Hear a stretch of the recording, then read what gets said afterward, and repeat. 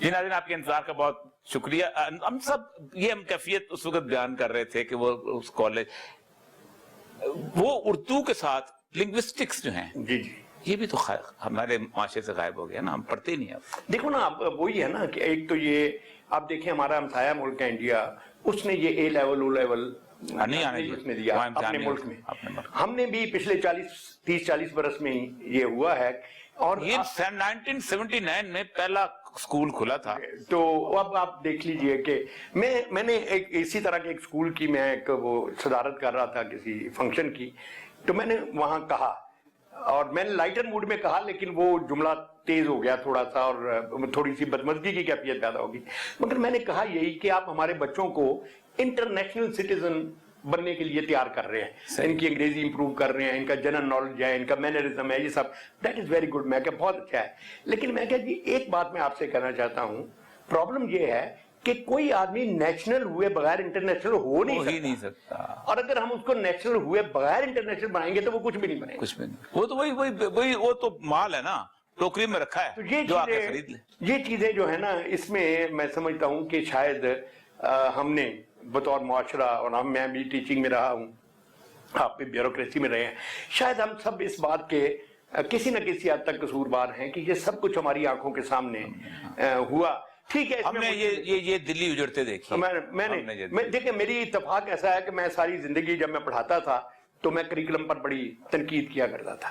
بدقسمتی سے میری کیریئر کے آخری 4 سال ہے میں ٹیکسٹ بک بورڈ کا ڈائریکٹر کریکلم ہی لگا. جی وہ جو میں نے تو وہ میرے لیے ایک بڑی عجیب تھی کہ جب آپ کسی چیز کو دوسری میز کی دوسری سائڈ سے دیکھتے ہیں تو پھر پتہ چلتا ہے کہ معاملے کیا ہیں. اب تو یہ بن گیا نا اپنا پروونشل سبجیکٹ، اس وقت فیڈرل سبجیکٹ، اور اس وقت تو عثمان بہت یلغار تھی، مشرف پیریڈ تھا، مجھے یاد اچھی طرح. تو اس میں ہوتا یہی تھا کہ ہمارے ہی، میں اس میں اپنے آپ کو بھی شامل کرتا ہوں، سب لوگ جو ہیں، مطلب ضیاء الحق کے بارے میں بہت کہا جاتا ہے جی کہ اس نے جی زبردستی کتابوں میں اسلام ڈال دیا، یہ لگا دیا. وہ میں اکثر پوچھتا ہوں لوگوں سے کہ یار یہ کتابیں ضیاء الحق نے خود لکھی تھی، خود بنائی تھی بیٹھ کے، ہمارے جیسے لوگوں نے بنا کے دی تھی نا اس کو.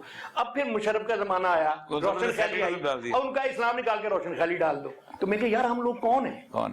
ہمیں اگر ہم ایجوکیشنسٹ جو ہیں یا دوسرے، اگر ہم اپنا اس وقت وزن ڈالتے اور یہ بتاتے کہ بھی ہم نے جو کچھ پڑھا سیکھا ہے اس میں یہ بات اتنی ٹھیک ہے، اتنی ٹھیک نہیں ہے، لیکن ہمیں نہ سیاست میں یہ کہنے کا حوصلہ ملتا ہے، نہ دوسری جگہوں پہ ملتا ہے.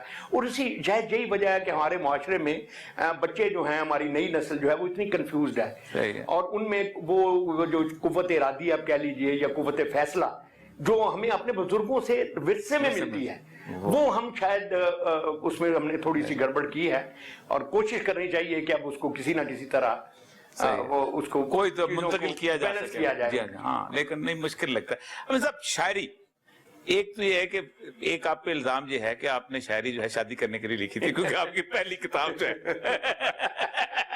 نہیں، اس کی کہانی بڑی دلچسپ ہے.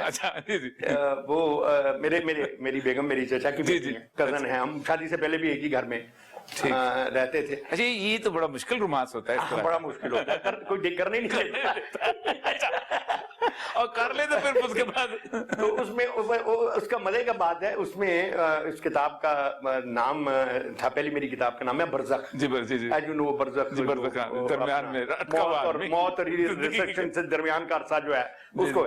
اتفاق سے آپ کی بابی کا نام فردوس ہے. تو اب وہ میں نے کیا کہ کتاب کا نام ہے برزخ اور تھی وہ فردوس کے نام. اس نے ایک مانوی میں عجیب و غریب اس میں چیزیں. لیکن شادی سے پہلے آ گئی تھی کتاب؟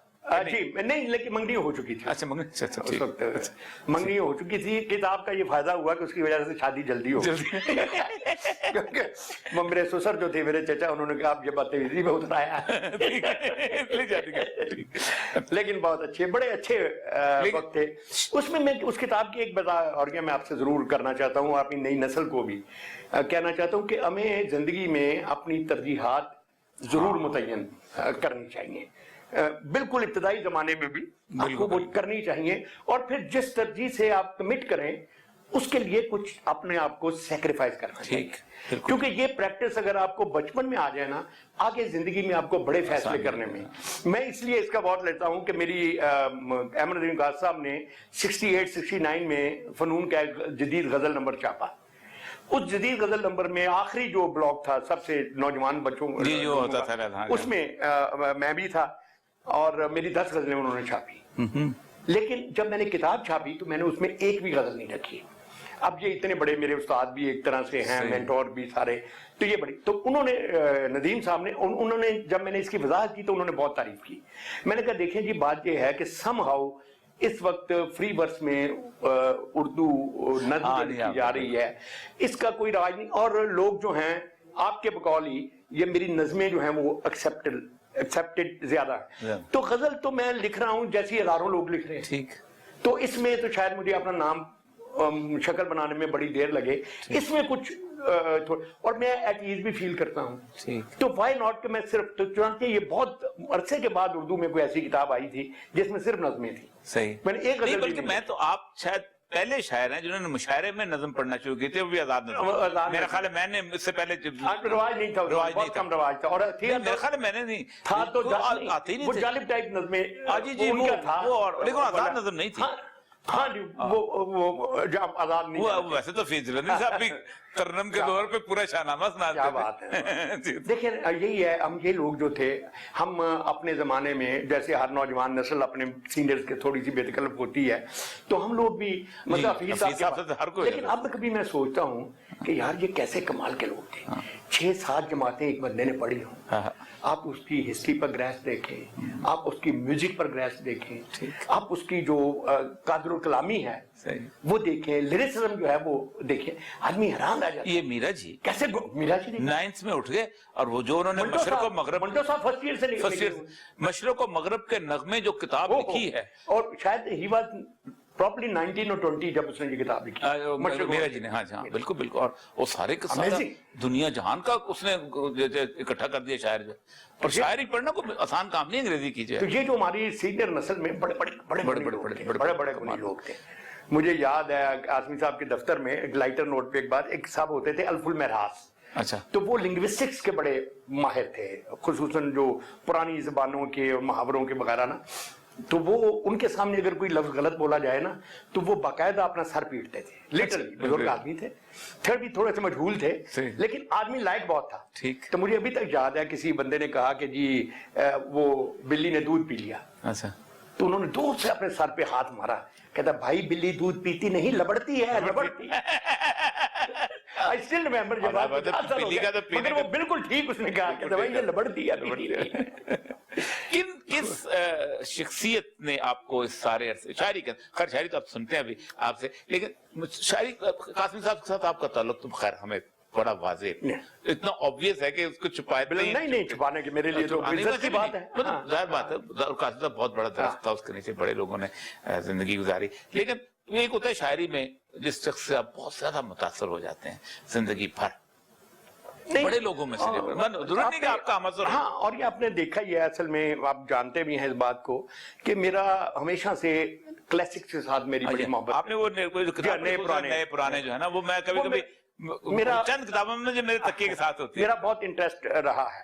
جب میں ایم اے میں آیا تو اتفاق سے ایم اے اردو میں اس وقت جو آپ نے، اچھا ایم اے اردو کرنے میں کسی نے یہ نہیں کہا تھا کہ نوکری نہیں ملے گی اس کے بعد؟ نہیں، بہت وہ ہوا یہ نا، اصل میں دیکھیں بڑی دلچسپ باتیں ہوتی ہیں. آپ نے کرکٹ کا ذکر کیا تھا نا، تو بی اے تک تو میرا زندگی میں مقصد ہی کرکٹر بننا تھا. میرا خیال تھا کہ میں شاید اچھا کرکٹر بنوں گا. لیکن ہوا یہ کہ 2 باتیں ہوئی. ایک تو بی اے میں جب ہم تھے تو ہم نے 12 سال کے بعد گورنمنٹ کالج سے فائنل جیتا. 12 سال کے بعد 11 سال ہم مارتے رہے تھے، اور ہماری مخالف ٹیم میں 3-4 ٹیسٹ کرکٹر تھے اس زمان. تو وہ ایک بڑی اچیومنٹ والی بات تھی. لیکن ہوا یہ کہ اس میں ایک واقعہ یہ ہوا، جیسے آج کل بھی آپ کو پتا ہے سفارشی کلچر تو چلتا ہی ہے نا. تو اس زمانے میں جو میرا کمپیٹیٹر تھا، ہیلی کالج کا لڑکا تھا، وہ ایک سی ایس پی کا لڑکا تھا، بیٹا تھا. تو ہم چیمپئن بھی تھے، میں نے آؤٹ بھی کیے ہوئے تھے. اب میں ریزرو کھلاڑیوں میں ہوں، وہ پلینگ 11 میں ہے.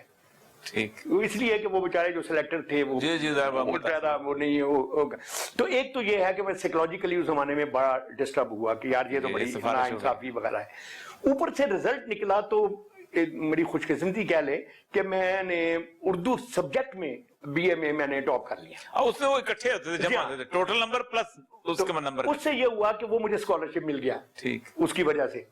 اب وہ زمانہ سستا زمانہ تھا, 12 روپے فیس ہوتی. اچھا 12 فیس بالکل مجھے پتا ہے میں دیتا ہوں اورینٹل کالج میں 12 روپے اس پہ مجھے جا اور 50 روپے وظیفہ تھا. یعنی آپ اندازہ کریں 38 روپے مجھے سرکار اپنے ہاتھ سے پڑھنے کی دیتی تھی. تو ایم اے اردو کرنے کی ایک وجہ جو ہے وہ غالباً یہ بھی تھی کہ اس میں انسینٹیو بہت تھا. 30 روپے بہت ہوتے. تو وہ ہوا پھر اس شوق تو خیر ظاہر ہے ذوق. اچھا آپ بتا رہے تھے کہ آپ نے پھر وہ کلاسکس جو ہے تو کلاسکس میں تھا. تو اب مجھے اس زمانے میں پڑھنے کا بڑا شوق تھا اور میری یعنی جو کیپیسٹی ہے نا پڑھنے کی وہ بھی خاصی تھی, خاصا لمبا میں پڑھ لیتا تھا. تو میں نے اس میں محسوس کیا کہ جو چیزیں ہمیں پڑھاتے ہیں شاید اس رائٹر میں کچھ چیزیں اس سے مختلف اور اس سے بہتر ہیں. لیکن ہوتا یہ ہے کہ میں بھی جب درس ہوا تو مجھے پتا چلا کہ اسٹوڈنٹ کو پڑھانے کے لیے آپ کو کچھ خاص کرنا پڑتا ہے. تو وہ چیز میرے ذہن میں تھی تو میں نے ان کلاسکس کو خود پڑھا اور خود پڑھنے کے بعد پھر میں نے ان کا انتخاب. مشکل کام ہے کوئی بہت زیادہ لکھا ہوا اکیلا میر بھی پڑھا جاتا ہے. نہیں جی میں نے بتایا اس میں بہت پڑھتا تھا. تو وہ میں نے جو ہے پڑھا تو اصل میں جو آپ کہیں نا جو میرے دل کو لگے ہیں نا وہ تو کلاسکس لگے. ہاں یہ بات ہے یہ بات.